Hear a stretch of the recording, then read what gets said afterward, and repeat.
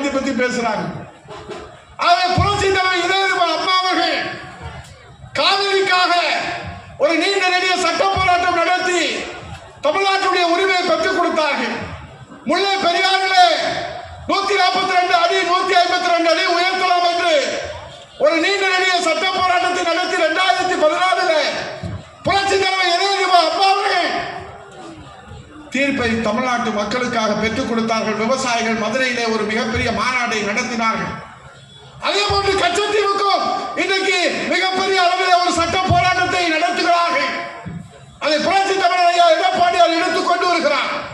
அதை வணக்கத்துக்குரியவர்களே, இந்த தமிழ்நாட்டுடைய ஜீவாதார உரிமை, வாழ்வாதார உரிமை எதுவாக இருந்தாலும் அதை தமிழ்நாட்டு மக்களுக்காக சட்ட போராட்டம் நடத்தி மக்கள் போராட்டம் நடத்தி பெற்று தந்த ஒரே கட்சி அனைத்து இந்திய அண்ணா திராவிட முன்னேற்ற கழகம் என்பதை எங்கு வேண்டுமானால் நாம் செய்து சத்தியம் செய்துட்டார்கள்.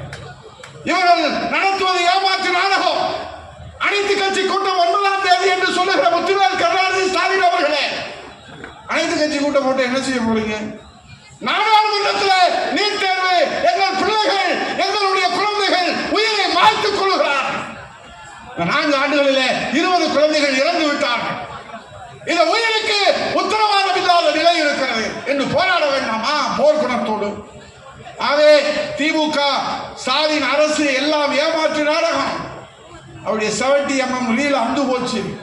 அதனால ஐயாத்துறைக்கு கோபம் வந்துருச்சு.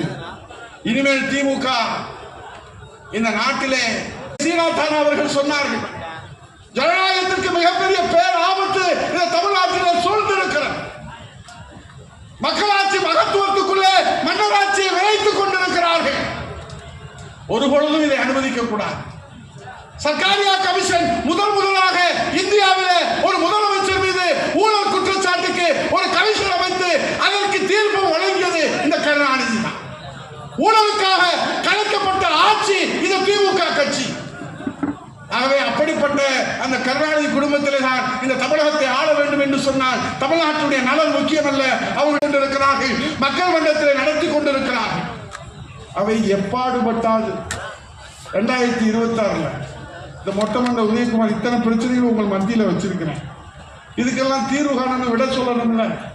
சீனா தான பிரச்சனையை சொன்னாரு, பொன்ராஜா பிரச்சனையை சொன்னாரு, எனக்கு முன்னாடி பேசினவங்களாம் பிரச்சனையை சொன்னாங்க. எங்க சிட்லப்பாக்க ராஜேந்திரன் அநேகமா இன்னும் இந்த 1 வருஷத்துக்குள்ள செஞ்சுரி அடிச்சு போராட்டத்தை நடத்தினாலும் நடத்துவாரு. அவரை யாராலும் தடுக்க முடியாது, எந்த சக்தியாலும் தடுக்க முடியாது. அவரை சட்டமன்றத்தில் வரவேற்கிறதுக்கு நாங்கள் தயாராக இருக்கிறோம். அவர் வருவார். புரட்சி தலைவர் எடப்பாடியுடைய நம்பிக்கை